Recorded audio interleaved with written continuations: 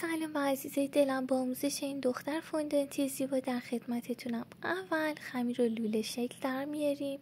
طول لولهش بستگی به خودتون داره که بخواین دامنتون چقدر کوتاه یا بلند بشه.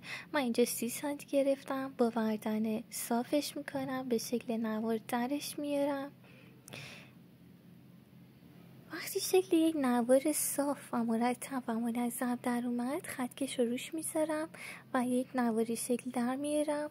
من اینجا طول نوارم به اندازه خطکشه که 2 سانته، ولی شما میتونید هر اندازه خواستید انجام بدید و اندازه خود نوارم هم 30 سانته که شما بازم میتونید بیشتر بدید. هرچی بیشتر باشه چین بیشتری میتونید بدید. از یک کنار شروع کنم به چین دادن دامن.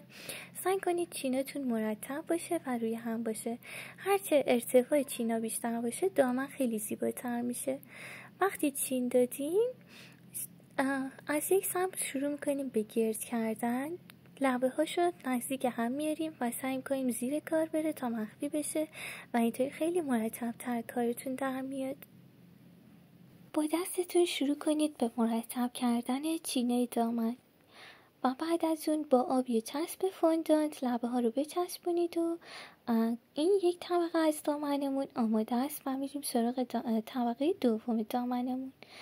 این طبقه را طبق همون روال طبقه قبلی انجام میدیم. کار رو لوله میکنیم دقیقاً به اندازه قبلی، لوله قبلی باشه حتما. بعد دوباره با وردن صافش میکنیم، شکل نوار درش میاریم.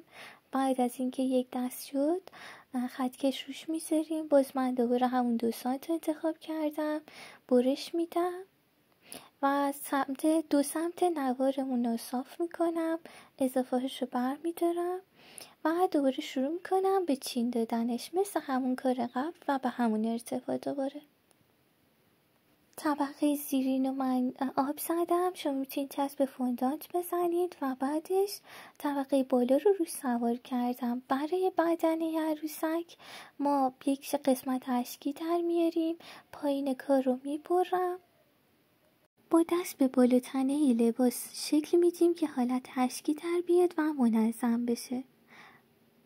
بعد از اون با آب به دامن متصلش میکنم. قسمت اشکی حتما داخل کار فرو بره تا عروسکتون صاف و زیبا وایسه. و حالا نوبت تزیینات قسمت بالا تنه لباسه. یه تیکه خمیر رو فرم میدم، لوله شکل در میارم. لوله رو سعی میکنم نازکش کنم چون اینجا به کار نازک احتیاج داریم. بعدش دوباره تبدیلش میکنم به یه نوار خیلی نازک و قسمت بالا تنه رو آب میزنم و این رو روش سوار میکنم. به عنوان آستین یا قسمت یقه لباس قرار میگیره، هم انگار آستین رو پر میکنه هم یقه لباس رو. بعد از شکل دادنش اضافه کار رو میبرم، یکم با دستم شکل میدم تا منظم و قشنگ باشه. یه تیکه خمیر تقریبا دایره شکل که شکلش هم خیلی مهم نیست برمیدارم، با وردن تختش میکنم. سعی کنید خیلی تخت بشه که حالت پارچه‌ای داشته باشه. با کاتر شکوفه ریز شکوفه میزنم برای قسمت تزیینات بالا تنه لباس. شکوفه ها رو به قسمت یقه و دور کمر لباس متصل میکنم.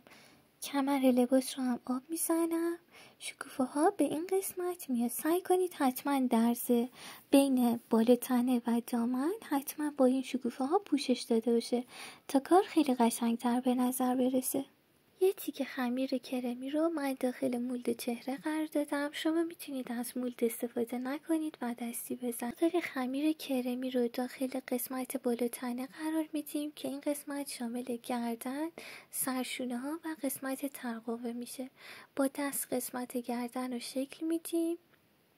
من برای عروسکم از چشم برچسبی استفاده میکنم که سرعت کارم رو بالا ببرم، اما شما طبق سلیقه خودتون میتونید بکشید یا از این چشم ها استفاده کنید. بعد میرسیم سراغ موهای عروسکمون. یه تیکه خمیر قهوه‌ای رو برمیدارم، ورزش میدم تا گوله گوله هاش از بین بره. بعد از صاف کردن خمیرتون اونو روی میز قرار میدین، پهنش میکنین. سعی کنید خیلی نازک نشه. من اینجا ضخامت رو 1 میل میگیرم و قسمت بالای خمیرتون رو بالای موی عروسک در نظر بگیرید و یه برش هفتی شکل گرد بدین. مثل تصویر بالای پیشونی عروسک رو آب بزنید و این قسمت هفتی شکل مو رو اون بالا قرار بدید و پشت سرش رو آب بزنید و این قسمت دیگر هم برگردونید. حالا اضافه های کار رو برش میدیم و با دست بقیهش رو صاف میکنیم. اضافه های قسمت پایین کار هم میبرم که از پشت کار دیده نشه و مزاحم کار من نشه. با ابزار فوندانت حالت رد روی موها میندازیم که شکل طبیعی‌تر و زیباتری داشته باشه. اصلا این ردها لازم نیست خیلی منظم باشه و خطوط در هم بر هم میتونید ایجاد کنید. فقط کافیه که تعدادش زیاد باشه. هرچه زیادتر باشه کار شما قشنگتر میشه. برای موهای عروسک یک نوار لوله‌ای به تقریبا اندازه 50 سانت در میارم، 3 تیکش میکنم، یه قسمت رو برش میزنم و قسمت بالایی رو بست میکنم و شروع میکنم به بافت موهای عروسکم. میزان طول این بافت رو خودتون تعیین میکنین که کوتاه باشه یا بلند طبق سلیقه خودتون. من اینجا کار رو 15 سانت گرفتم. قسمت گردن کار رو من آب میزنم و سر رو بهش متصل میکنم. بعد از متصل شدن سر من بالای قسمت موها رو آب میزنم و قسمت پایین جای گردنش رو موها رو روش سوار میکنم و با دستم بهش شکل میدم.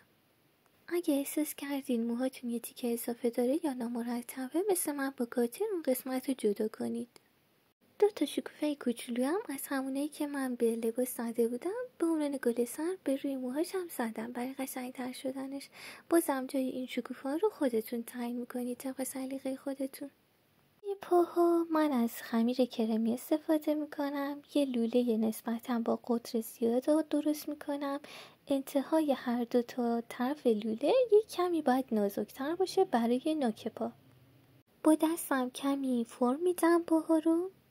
قسمت نوک پاها رو من آب میزنم، یه تیکه خمیر سفید رو ورز میدم و شکل بیضی مانند در میارم. با مردن صافش میکنم و روی اون قسمتی که آب زدم میچسبونمش واسه یه کفش دخترم. پشت کار رو برمیگردونم، اضافهش رو برش میدم و داخل کار برمیگردونم تا تمیزتر بشه. وسط کار رو با ابزار رد میندازم تا جفت پاها از هم جدا بشن. به این شکل در میاد.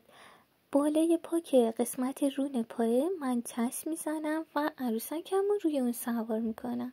برای دست ها باز دوباره خمیر کرمی رو برمیدارم، شکلش میدم، یه لوله مانند در میارم.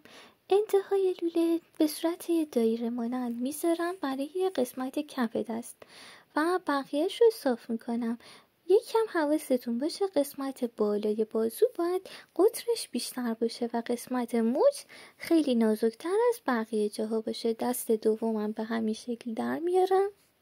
اندازه طول 2 تا دستمون رو یکی میکنم، قسمت آستین رو باز میکنم و آب میزنم و دست رو از زیر وارد این قسمت آستین میکنم و به عنوان آخرین مرحله دوباره آستین رو باز میکنم. دوباره همون کار تکرار میکنم، آب میزنم و دست رو از زیر اون قسمت آستین رد میکنم و میچسبونم. عروسک ما حاضر شد. امیدوارم لذت برده باشید از این آموزش زیبا.